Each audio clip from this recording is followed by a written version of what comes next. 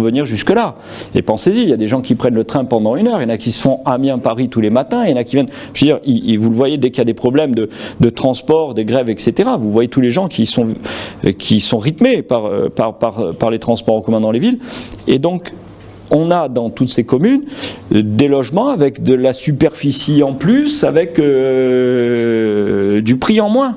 Et c'est toujours intéressant parce que le prix que vous ne mettez pas dans votre logement, ben vous allez le mettre dans d'autres choses, pour les enfants, pour vous-même, pour vos loisirs. Et là, on a pris conscience, et c'est pour ça qu'on est rentré dans ce programme d'acquisition foncière, d'apport de nos acquisitions foncières à des promoteurs qui, en échange de secteurs libérés sur lesquels ils vont pouvoir se faire un peu la cerise sur le gâteau, ils fournissent un certain nombre de logements que l'on appelle les logements pour les primo-accédants, les logements d'accession à la propriété, réservés à des jeunes actifs, avec des clauses que l'on a inventées qui sont des clauses antispéculatives, c'est-à-dire que celui qui va bénéficier d'un appartement à un prix du mètre carré réduit, puisque la commune ayant offert le terrain, on impacte sur le prix offert, pas offert, mais on impacte sur le prix de vente, et celui qui achète ne pourra pas revendre dans les 12 ou 15 ans, ou sera frappé par une taxe qui le récupérera sur la plus-value. De même, il ne pourra pas sous-louer. C'est comme ça qu'on a sorti des logements proactifs à Caïs, c'est comme ça qu'on en a à la campagne de Val-Escure, et c'est comme ça qu'il va y en avoir à Port-Fréjus. La deuxième tranche de Port-Fréjus, alors au départ c'était 100, et finalement on m'a dit 80, il y a plus de 89, peu importe, on a plus de 80 appartements qui vont permettre à des jeunes de venir s'installer dans ce quartier. C'est pas mal, c'est une belle politique. Et je vous en ai parlé plusieurs fois, j'ai eu l'occasion de rencontrer des professionnels du logement pour actifs et des professionnels du 1% patronal qui est sous-exploité dans notre ville et qui eux frappent à notre porte pour venir faire ce type de logement et notamment exploiter davantage le 1% patronal sur lequel il faudra qu'on se concentre. Parce qu'il y a deux choses sur lesquelles on est complètement absent.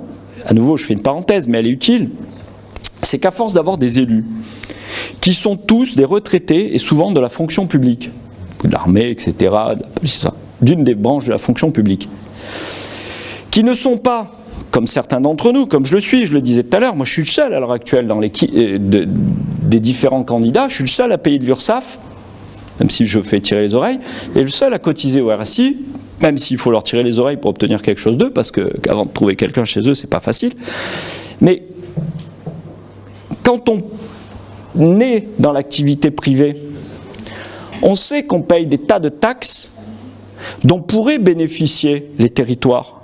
Le 1% patronal, la taxe d'apprentissage. Quand on voit toutes les taxes d'apprentissage, toutes les sociétés du bassin payent de la taxe d'apprentissage. Qui, ici, essaye de collecter cette taxe d'apprentissage pour qu'elle reste dans notre bassin pour faire de l'apprentissage? Des gains.